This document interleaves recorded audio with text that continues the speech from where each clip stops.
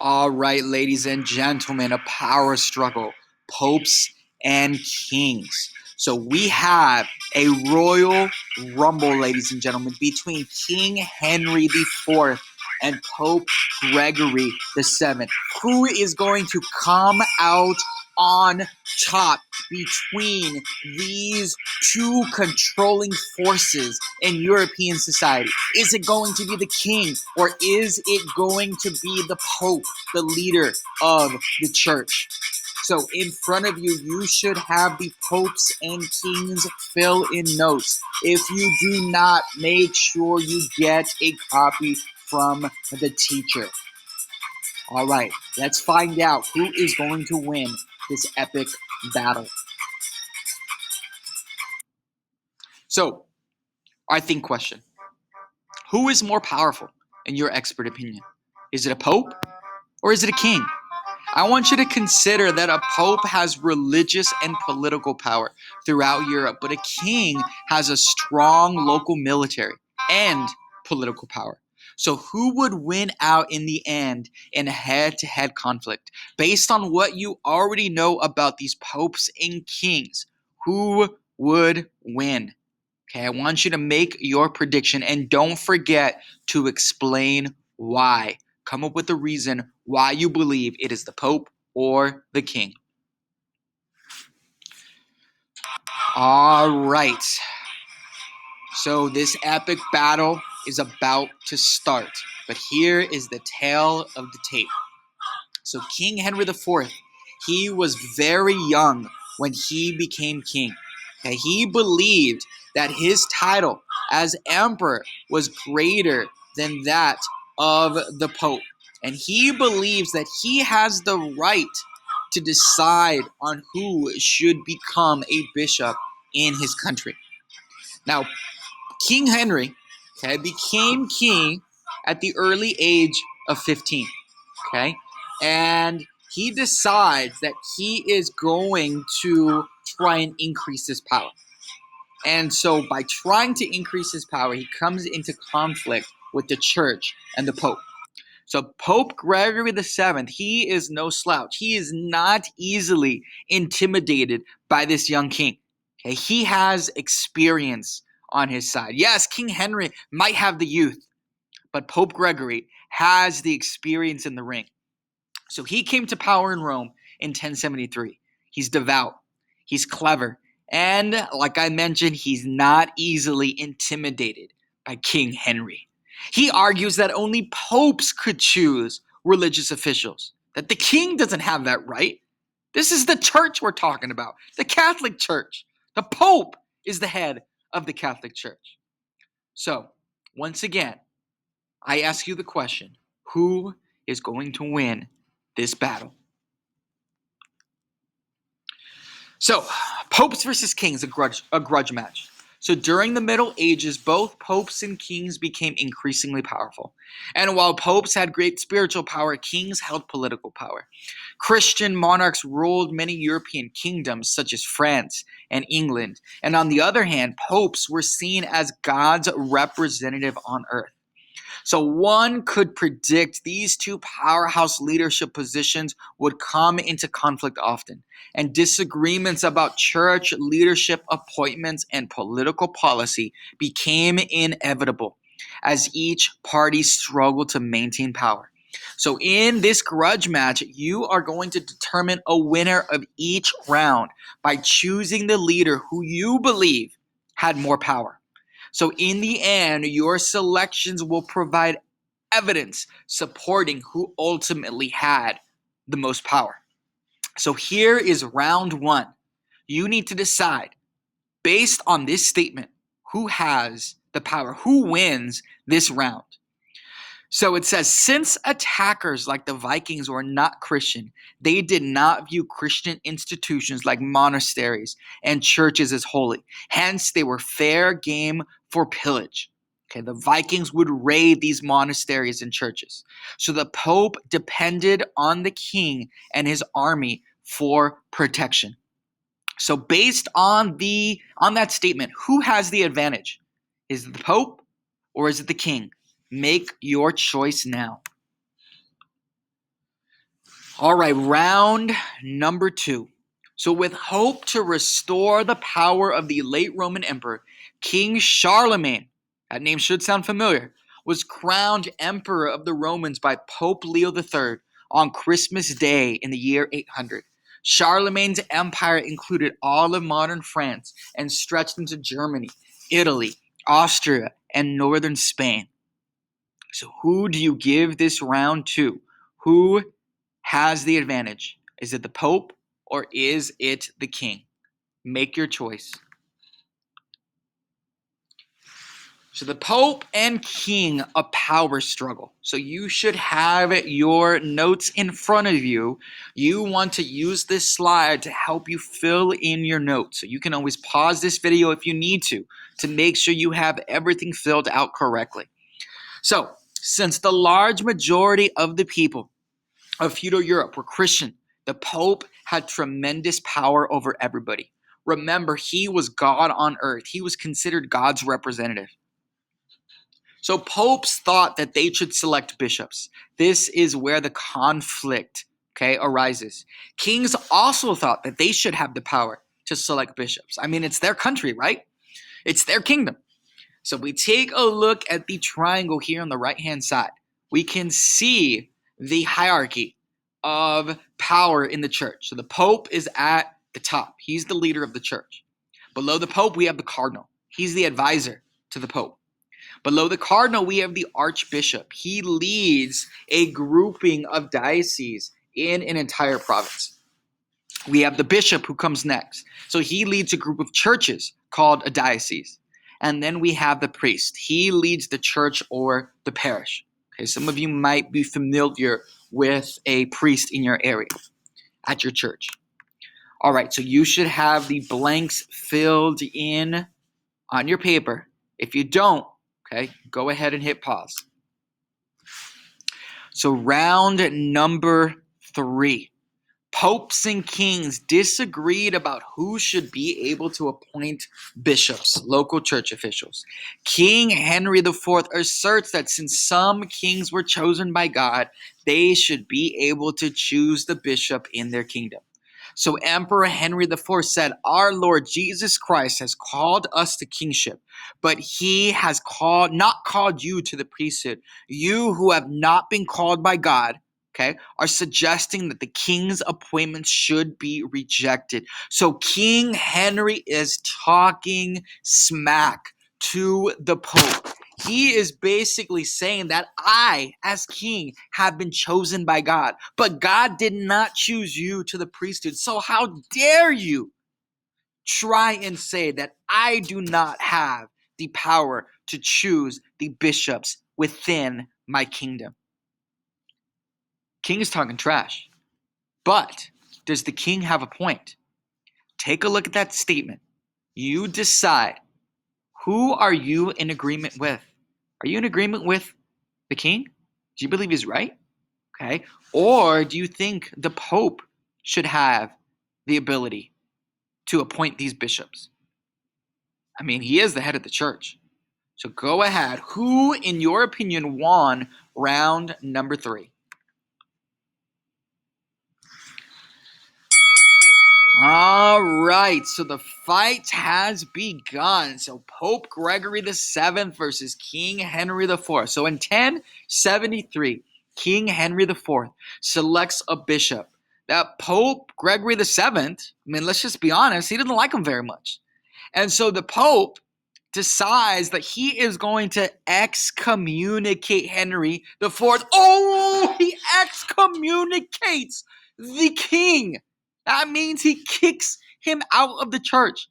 And we all know why that's bad.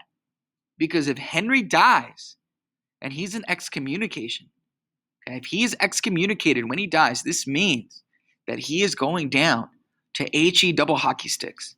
And nobody wants to go there. So remember, as I just mentioned, Christians all over the world believed that if you died in excommunication, you would not go to heaven. You would not go to paradise. So desperate, the king turns to his nobles for support. But they were also afraid. And so these nobles end up turning their backs on their own king. In fact, the king has to apologize and beg for forgiveness before the Pope would even talk to him. So make sure you fill in your blanks on your notes. So round number 4. So we just mentioned this in the previous slide, right? So King Henry selects this bishop. Pope Gregory doesn't like him, okay? And so the king is forced to apologize and ask for forgiveness when these nobles do not support him. In fact, the king stood barefoot in the snow for 3 days before the Pope would even have a conversation with him. So in your opinion, who wins round 4? Who delivers the knockout blow? Make your choice.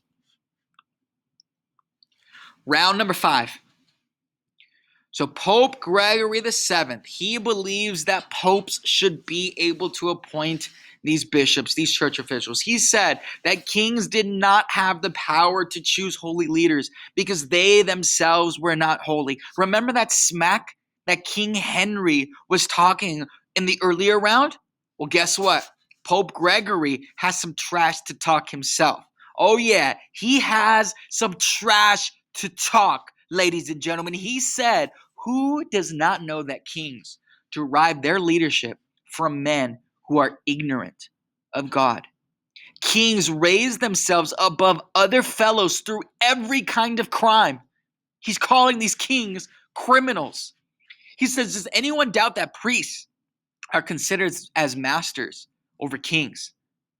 So he's saying that the only reason why these kings have risen to their position is because they have committed crimes against other people. So what do you think?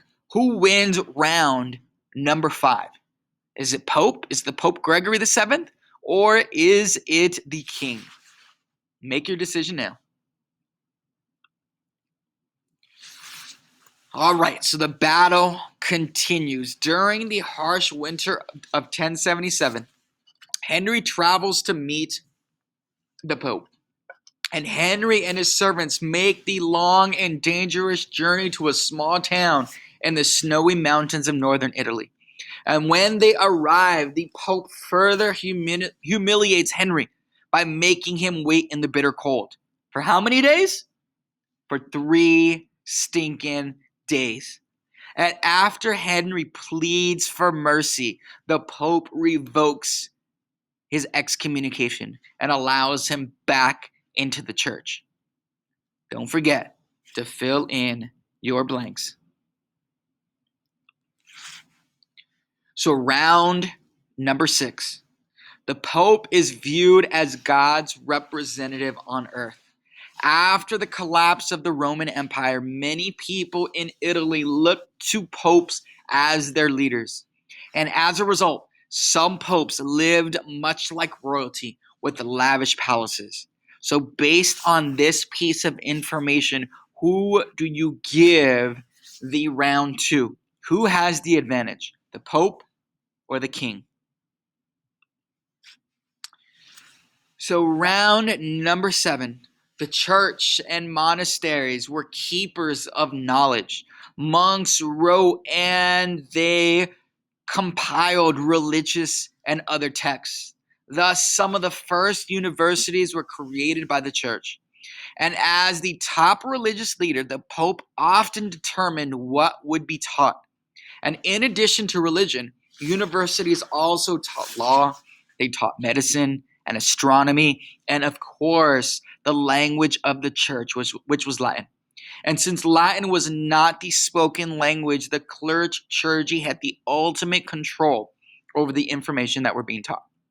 So this means that your average everyday citizen would not be able to read the Bible without the help of a priest.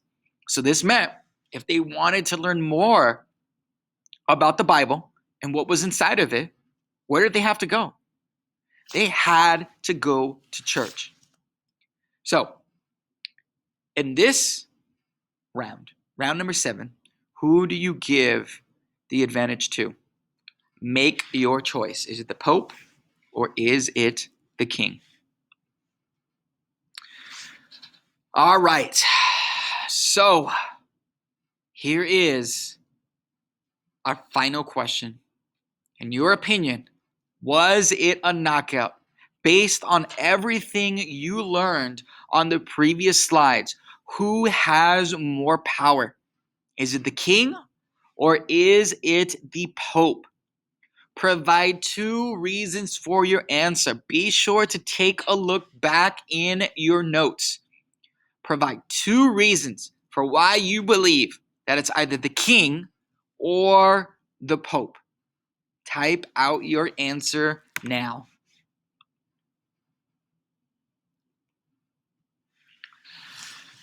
All right.